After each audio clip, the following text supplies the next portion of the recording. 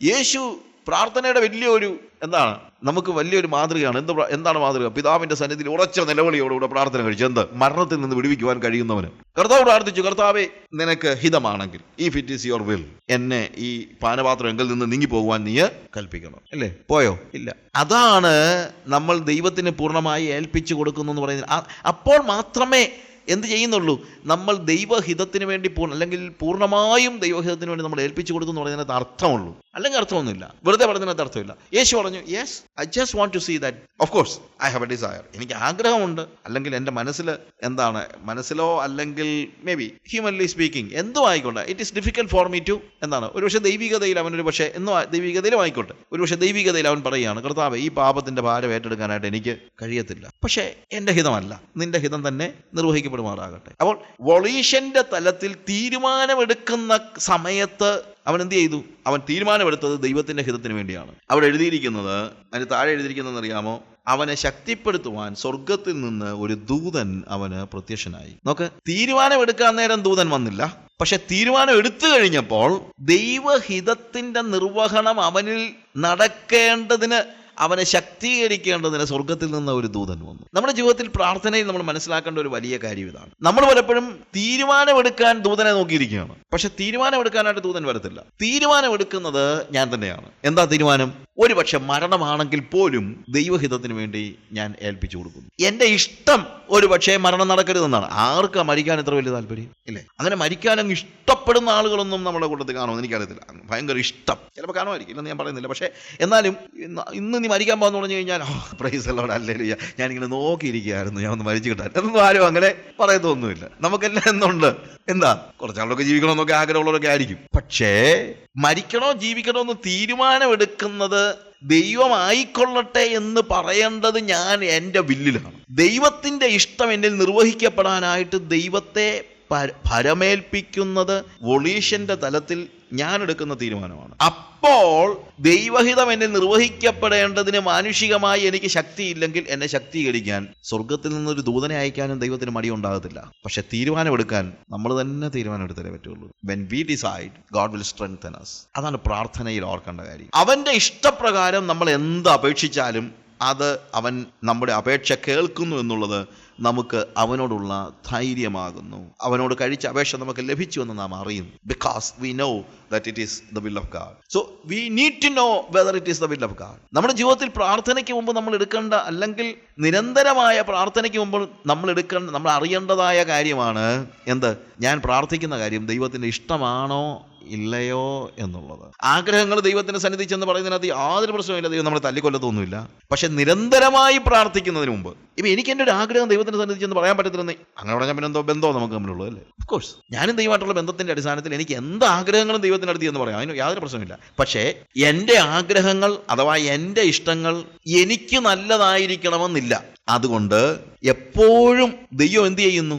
അവന്റെ ഇഷ്ടം നമുക്ക് പറഞ്ഞു തരാനായിട്ട് ദൈവം ഒരുക്കമുള്ളവനായിരിക്കുന്നു. അതുകൊണ്ട് പ്രാർത്ഥനയിൽ എൻ്റെ ഇഷ്ടം അവനോട് പറയുമ്പോൾ തന്നെ ഞാൻ എന്ത് പറയണം? കർത്താവേ, ഞാനിത് എൻ്റെ ആഗ്രഹം പറഞ്ഞെന്നുള്ളതേ ഉള്ളൂ, എങ്കിലും എൻ്റെ ഇഷ്ടമല്ല, നിന്റെ ഇഷ്ടം തന്നെ നിർവഹിക്കപ്പെടുമാറാകട്ടെ എന്ന് തീരുമാനമെടുക്കാനുള്ള, അതായത് എൻ്റെ ഭാവിയെക്കുറിച്ച്, എൻ്റെ പരിതസ്ഥിതികളെക്കുറിച്ച്, എൻ്റെ ജീവിതത്തെക്കുറിച്ച്, എൻ്റെ ജീവനെക്കുറിച്ച് തീരുമാനമെടുക്കാനുള്ള പൂർണ്ണമായ അധികാരം ഞാൻ ദൈവത്തിന് കൈമാറുകയാണ്.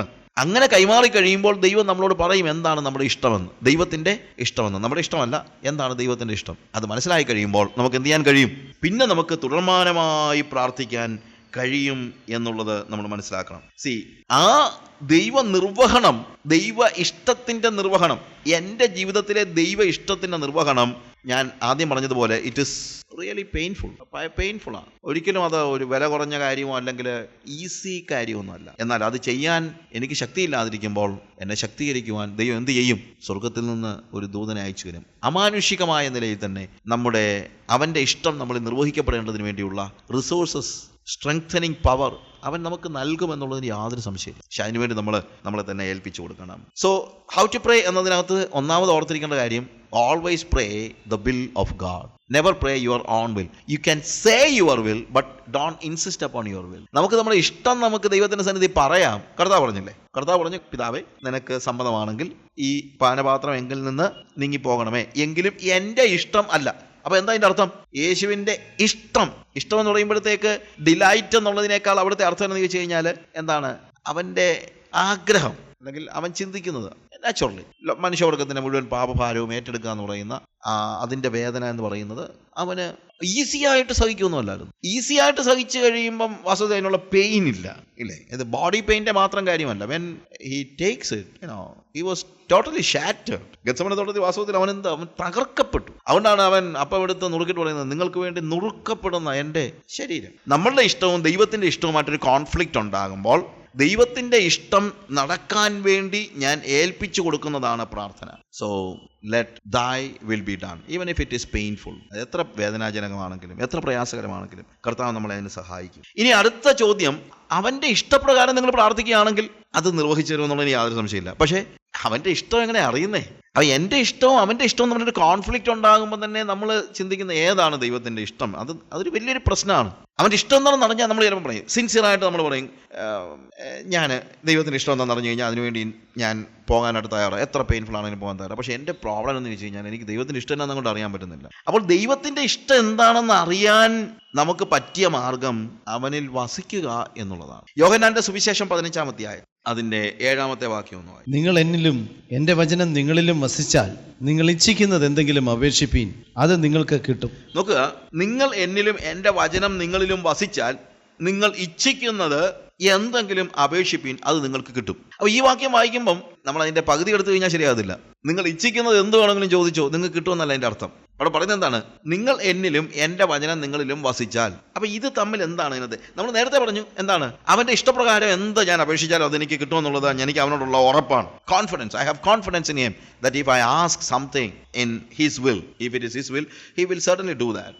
എന്നാൽ ഇവിടുത്തെ പ്രശ്നം, എൻ്റെ ഇച്ഛ, ഇവിടെ പറയാണ് നിന്റെ ഇച്ഛ തന്നെ ചെയ്തു തരും. അപ്പൊ എൻ്റെ ഇച്ഛ ചെയ്തു തരുമെന്ന് പറയുമ്പോൾ അതിന്റെ പ്രീ റിക്വസിറ്റ്സ് എന്താണ് പറയുന്നത്? You need to abide in him and his word should abide in you. നിങ്ങൾ അവനിലും അല്ലെങ്കിൽ നിങ്ങൾ എന്നിലും എൻ്റെ വചനം നിങ്ങളിലും വസിച്ചാൽ. അപ്പൊ ഇതെങ്ങനെയാണ് ലിങ്ക് ചെയ്യുന്നത്, അല്ലെങ്കിൽ ഇതെങ്ങനെയാണ് ശരിയാകുന്നത്? വളരെ ഈസിയാണ്. അതായത് when we abide in him and his word abides in me, you know what happens?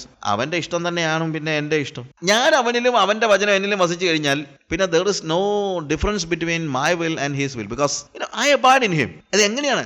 Of course ഇവിടെ പറയുന്ന ഭാഗം നിങ്ങൾക്കറിയാം. അബൈഡിങ് എക്സ്പീരിയൻസിനെ കുറിച്ച് നമ്മൾ പറയുമ്പോഴത്തേക്ക് ഇവിടെ എന്താണ്? Wine and it's branches. അവിടുത്തെ പ്രധാനപ്പെട്ട സിമിലി അതാണ് ഉപയോഗിച്ചിരിക്കുന്നത്. എന്താണ്? ഞാൻ സാക്ഷാൽ മുന്തിരിവള്ളി, നിങ്ങൾ കൊമ്പുകളുമാകുന്നു. കൊമ്പ് എങ്ങനെയാണ് മുന്തിരിവള്ളിയിൽ വസിക്കുന്നത്? ചേർന്നിരിക്കുകയാണ്. we know that. ചേർന്നിരിക്കുമ്പോഴത്തേക്ക് ബഡ് ചെയ്യുമ്പോൾ, ഗ്രാഫ്റ്റ് ചെയ്യുമ്പോഴത്തേക്ക്, ഗ്രാഫ്റ്റിംഗ് വാസ്തവത്തിൽ ദൈവിക പ്രവൃത്തിയാണ്. എബൈഡിങ് നമ്മുടെ പ്രവൃത്തിയാണ്. അതായത് ഗ്രാഫ്റ്റ് ചെയ്തത് നമ്മളല്ല. ആരാ ഗ്രാഫ്റ്റ് ചെയ്തത്?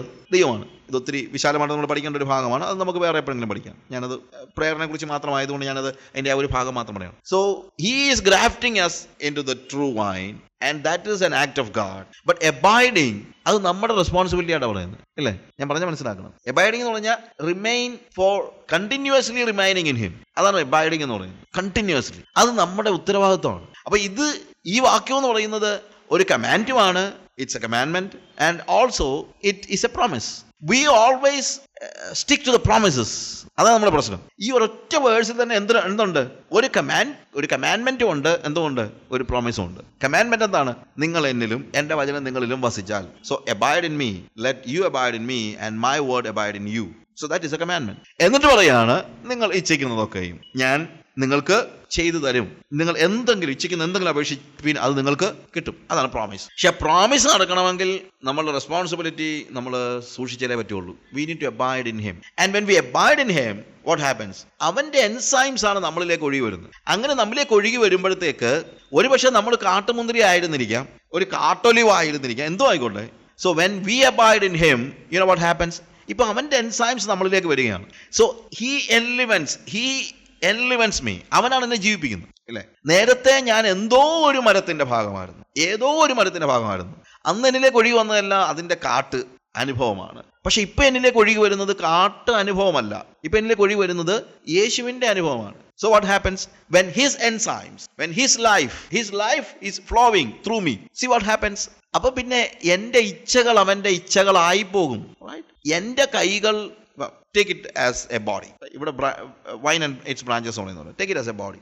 എൻ്റെ കൈകൾ ആരുടെ ഇഷ്ടമാണ് ചെയ്യുന്നത്? എൻ്റെ തലയുടെ ഇഷ്ടമാണ്. If I M part of the body of Christ, then എൻ്റെ കൈയുടെ ഇഷ്ടമെന്ന് പറയുന്നത്, എൻ്റെ കൈക്ക് വേറൊരു ഇഷ്ടമില്ല. ഉണ്ടോ? എൻ്റെ കൈക്ക് വേറൊരു ഇഷ്ടമുണ്ടോ? നമ്മൾ ആരെങ്കിലും പറയുമോ? അല്ലെ പിന്നെ കൈ ഒടിഞ്ഞു പോകണം. എൻ്റെ ഒരു കൂട്ടുകാരൻ്റെ മോൻ, അവൻ്റെ കാലൊടിഞ്ഞ സംഭവം അവൻ വിവരിച്ചത്, കൊച്ചു ചെറുക്കനാണ്, ഭയങ്കര രസമായിട്ടാണ് വിവരിച്ചത്. അപ്പം കാലൊടിഞ്ഞ് പെട്ടെന്ന് ഈ ഒടിഞ്ഞു കഴിഞ്ഞ് രണ്ടായിട്ടങ്ങ് തൂങ്ങി ഇങ്ങനെ ആടുക. അപ്പം പെട്ടെന്ന് വേദന അറിഞ്ഞില്ല, ഇച്ചിരി കഴിഞ്ഞിട്ട് വേദന അറിഞ്ഞ. അപ്പോൾ അവൻ എന്നോട് ഡിസ്ക്രൈബ് ചെയ്തപ്പോൾ 7 വയസ്സുള്ള ചെറുക്കനാ ഡിസ്ക്രൈബ് പറയാം. ഞാൻ എണീറ്റ് നിന്നപ്പം ഞാൻ ചിന്തിച്ചേട്ടാ, എൻ്റെ കാല് ഞാൻ പറയുന്നിടത്തല്ലയോ പോകേണ്ടത്, അതുകൊണ്ട് ഇത് ഞാൻ പറയാത്തിടത്തോട്ടൊക്കെ പോകുന്നു. അപ്പൊ അവന് പെട്ടെന്ന് എന്ത് ചെയ്തില്ല, ഇത് മനസ്സിലായില്ല ഇല്ലേ? അപ്പൊ എൻ്റെ കാല് ഞാൻ പറയുന്നിടത്തല്ലയോ പോകേണ്ടത്, പക്ഷെ ഇതുകൊണ്ട് ഇത് ഞാൻ പറയാത്തിടത്തോട്ടൊക്കെ പോകുന്നു. അപ്പൊ അതിൻ്റെ അർത്ഥം എന്താണ്? നമ്മളുടെ ബോഡി, ആ കാലിൻ്റെ ഭാഗം എന്ത് സംഭവിച്ചിരിക്കുകയാണ്? നമ്മളുടെ തലയുടെ കമാൻഡ് സ്വീകരിക്കാൻ കഴിയാത്ത രീതിയിൽ ബ്രോക്കൺ ആയിരിക്കുക. അപ്പൊ അതുകൊണ്ടാണ് നമ്മൾ എന്ത് ചെയ്യേണ്ടത്? We need to abide.